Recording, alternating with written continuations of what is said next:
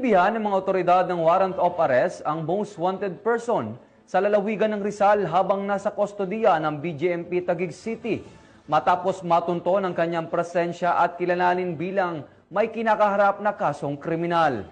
Ang buong detalye ng report ay mula kay Patrolman Mark Lawrence Atencio.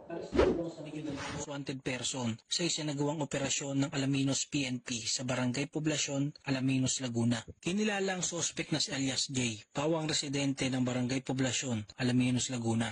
Naaresto ang sospek sa bisa ng warrant of arrest para sa kasong rape na walang nirekomendang piyansa.